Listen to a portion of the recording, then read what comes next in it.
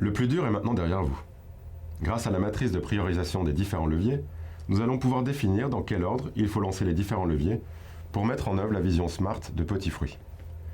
Pour cela, il suffit de balayer notre matrice impact-effort en partant du coin supérieur droit et de descendre vers le coin inférieur gauche. Grâce à cet exercice, on obtient le plan de route que vous voyez à l'écran.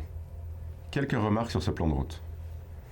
Un bon plan de route SMART est séquencé par des vagues de quelques mois, avec dans chaque vague au maximum 3 leviers à mettre en place.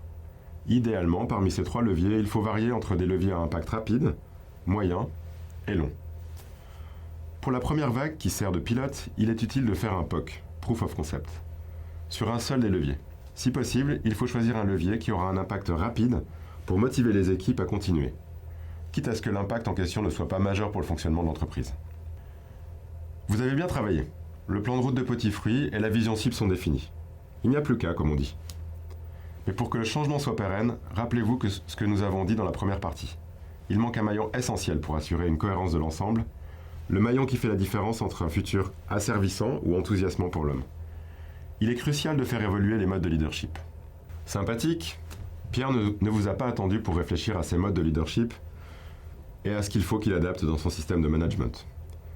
Observez le tableau pour constater ce qui caractérisait ses pratiques du passé, la rupture dont il a pris conscience grâce à notre exercice et les bonnes résolutions qu'il a prises pour devenir un leader du futur, observateur, facilitateur, accélérateur et agriculteur.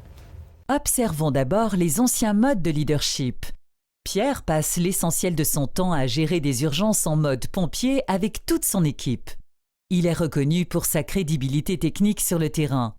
À la suite du décès de son père, Pierre a su donner un second souffle à l'entreprise en conquérant de nouveaux marchés à l'export et en améliorant l'efficience de l'usine grâce au Lean Manufacturing. Et voici les difficultés rencontrées.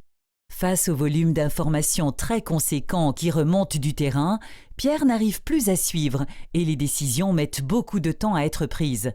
Les équipes de Petit Fruit sont demandeuses d'une connexion directe avec les clients et les fournisseurs pour régler les problèmes de base sans passer par le canal hiérarchique. Les problèmes sont très lents à se résoudre car il manque souvent la bonne personne des fonctions support et les responsables n'ont pas le temps d'aller sur le terrain. Pierre a le sentiment que beaucoup d'idées de ses équipes ne sont pas prises en compte, notamment parce qu'il passe trop peu de temps de qualité sur le terrain. Le plan de développement des compétences est réalisé de façon formelle, mais sans lien direct avec les besoins du marché et du terrain. Face à ces difficultés, Pierre a su mettre en place de nouveaux modes de leadership. Il passe désormais 30% de son temps sur le terrain pour observer le fonctionnement de l'usine et des équipes et pour s'assurer que sa stratégie reste cohérente avec l'exécution concrète.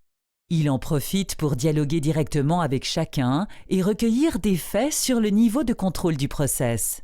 Pierre anime sa propre revue de performance quotidienne avec son comité de direction pour orienter chacun vers les bonnes priorités.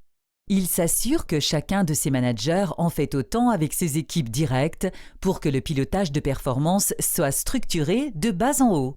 Pierre participe à une séance de résolution de problèmes par jour. Il s'assure que les personnes de fonction support pertinentes y soient aussi. Il se positionne comme un simple participant et s'assure que l'équipe garde un bon niveau d'exigence avec elle-même sur la méthodologie et la vitesse de résolution. Pierre fait des feedbacks quotidiens à son équipe de direction en tête-à-tête. Il s'assure que son équipe en fait autant.